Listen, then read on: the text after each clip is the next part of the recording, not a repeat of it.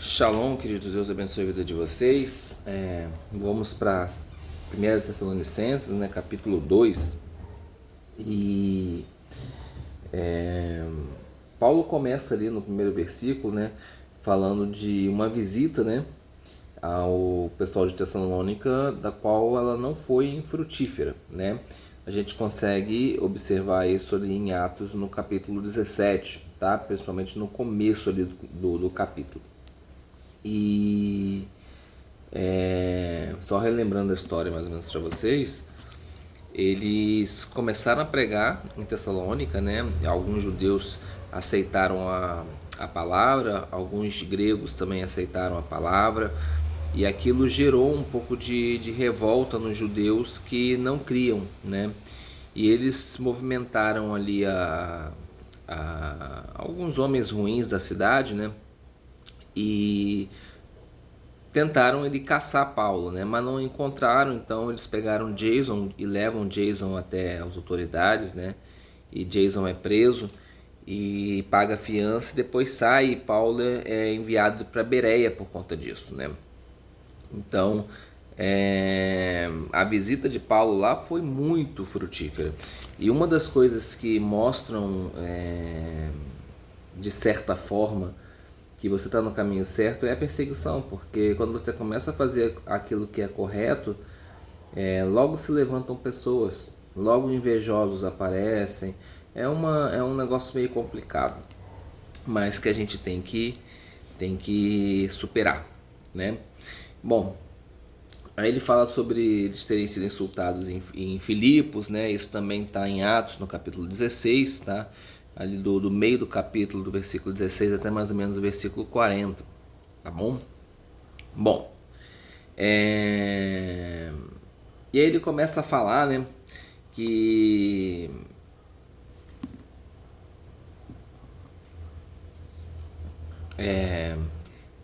e Paulo começa a falar sobre as acusações daqueles que proclamam as boas novas. Ele vai citar 10 aqui, né? Então, assim, a primeira que ele vai citar é procedente de erro, né? E aí a gente começa a partir do versículo 3, a gente vai lendo aqui, ó. Trazendo a mente de vocês perante Deus, nosso Pai, e nosso Senhor Yeshua, o Messias, e o que o Senhor Yeshua, o Messias, realizou em vocês. Como sua fé produz ação... estou no capítulo 1, me perdoe. Estou no capítulo 1. Porque a solicitação que fazemos não procede de erro. Então esse é o primeiro, né? Ou de motivos impuros, né? O terceiro, intenção de enganá-los. O quarto, para obter favor de pessoas. O 5, discursos lisonjeiros, né? O 6, nós não nos mascaramos. O 7, nós não estamos cobiçando nada ou ensinando cobiça. 8, nós não estamos buscando a aprovação humana. 9, imposição, né? Nós somos pastores, nós somos emissários. No caso do texto aqui ele vai dizer emissários, quer ver?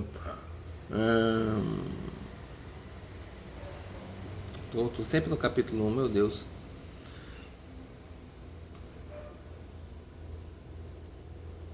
Nem mascarando simular a cabeça. Tampouco procuramos a aprovação humana, quer de vocês, quer de outras pessoas. Como emissários do Messias, poderíamos ter nos impostos. Em vez disso, fomos gentis quando estávamos aí com vocês. Então, a imposição, né, seria ali o meu 9º ponto. E o 10º ponto seria colocar o peso sobre. Para analisar como está o evangelho hoje nas igrejas, e verifica, né? Evangelhos que muitas das vezes procedem de erro, né? De pessoas que não estão preparadas, infelizmente, para estarem à frente de liderança, mas que por conta de denominações humanas, né? Ou por ambições humanas, ou muitas das vezes pelo líder que já é um líder despreparado e acaba dando voz a outros líderes despreparados, né? Pessoas que montam congregações por motivos impuros, não simplesmente para poder pregar a palavra de Deus, mas para estar num status, tá?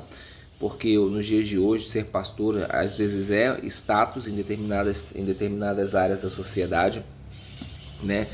Pessoas que já entram com intenção de enganar, principalmente quando se fala a respeito de dinheiro, né? para ter favor de pessoas, entendeu? Começa a dar atenção principalmente para as pessoas que têm mais dinheiro dentro da igreja, né? E começa ali tentando obter favores, tentando obter coisas, né? Aí começa a usar discursos lisonjeiros, começa a falar bem da pessoa, né? Aí começa a exaltar demais as pessoas que estão ali, se mascaram. E, gente, como tem máscara dentro do evangelho, nós mesmos muitas vezes nos mascaramos. A gente tem que ter consciência, todo pastor tem que ter consciência que muitas vezes nós nos mascaramos também. Nós temos que lutar para que isso não aconteça, mas isso pode acontecer, né? Líderes cobiçosos, eles não estão assim, interessados na mudança de vida da pessoa, eles estão interessados numa igreja cheia, porque uma igreja cheia traz uma renda grande, traz um status maior, traz uma condição na sociedade para aquela pessoa que está como líder ali melhor, né? E aí começa-se a trabalhar dentro da igreja para obter o favor, né? A aprovação humana, né? Principalmente daqueles maiores dentro da igreja que estão, de certa forma, financiando. E aí começa a imposição, quando as pessoas começam a questionar: pastor, mas isso, a Bíblia, não, ó, aqui eu sou pastorzão, pastor presidente, eu que mando, eu que faço, tá? Isso começa a acontecer e automaticamente a gente começa a receber um peso das nossas costas muito maior, e isso acaba muitas vezes nos tirando de dentro da igreja, tá? Então Paulo ele elenca esses 10 itens aí que são importantes para que a gente possa começar a mudar a história da igreja aí, tá? E aí, no versículo 14, a gente vai discutir sobre um possível erro de interpretação que acaba tornando a Bíblia um pouco antissemítica, tá? Antissemítica, antijudaica, tá? Antissemita, no geral, é contra todos os povos semitas, tá? Árabe, judeu, mas ele tem um peso maior quando se fala de judeus, porque é um povo que sempre foi muito perseguido. Quando eu pego a versão, por exemplo, da RAB, eu vou ler da seguinte forma, olha só: dos judeus, os quais não somente mataram o Senhor Jesus e os profetas, como também nos perseguiram, e não agradam a Deus, e são adversários de todos os homens, a ponto de nos impedirem de falar aos gentios, para que estes sejam salvos, a fim de irem enchendo sempre a medida de seus pecados. Aqui a tradução como judeu, ela fica um pouco antissemítica. Por quê?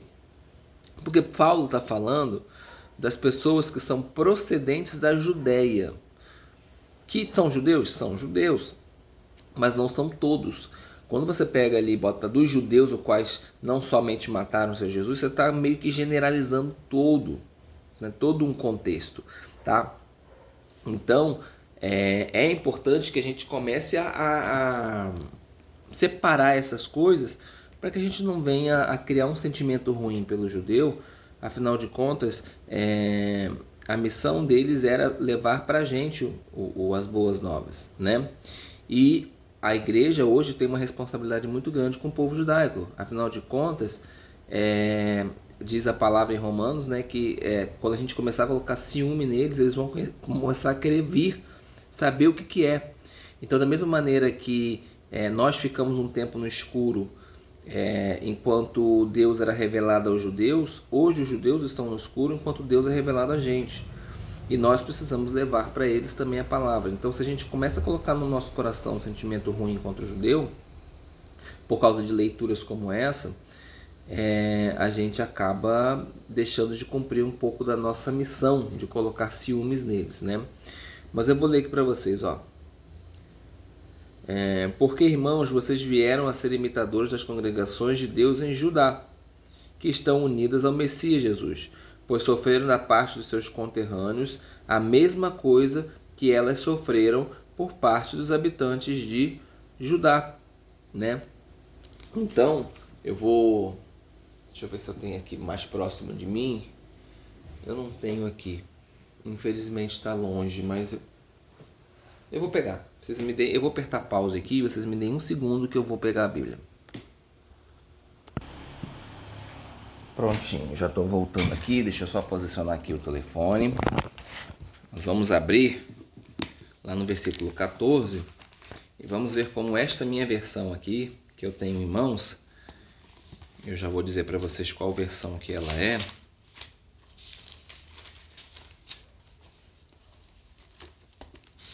Nova versão transformadora. A nova versão transformadora está escrito assim, ó. Então, irmãos, vocês foram perseguidos por seus próprios compatriotas, tornando-se assim imitadores das igrejas de Deus em Cristo Jesus na Judéia, que também sofreram nas mãos do próprio povo, nas mãos do seu próprio povo, os judeus. Eles mataram o Senhor Jesus e os profetas e agora também nos perseguem. Tá melhor um pouquinho do que a versão da RAB. Mas vamos lá. Ele está falando do povo da Judéia.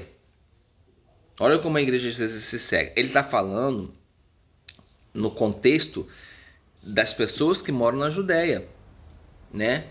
Então olha só, eu vou ler novamente para você ver como começa o versículo. Ó. Então, irmão, vocês foram perseguidos por seus próprios compatriotas, tornando-se assim imitadores das igrejas de Deus em Cristo na Judéia. Então ele está falando do povo da Judéia. Entenda que não foi só os judeus que perseguiram a igreja, não. Você tem que lembrar que o Império Romano também perseguiu a igreja, né? Então, a tradução mais correta aqui seria isso, tá? Se você prestar atenção aí, fizer um link com tudo que está no texto, né? Paulo vai abordar o sofrimento, né? Da igreja ali no capítulo 1, no versículo 6. Depois ele vai para o 2:2, ele vai novamente falar a respeito disso, né? Então ele afirma que vocês, povo da congregação de Deus em Tessalônica, vocês sofreram por parte dos seus conterrâneos, ou seja, dos tessalonicenses, né? Assim como as congregações de Judá sofreram da parte dos seus conterrâneos, que eram os judeus que estavam ali e as pessoas que moravam em Judá, né? Então, qual o termo mais correto a gente utilizar? São procedentes da Judéia, tá? Então isso pode ficar mais claro para vocês aí. Tirem um pouco desse antissemitismo que muitas das vezes a própria tradução bíblica joga sobre a gente e o óculos que nós aprendemos a usar da história também, tá?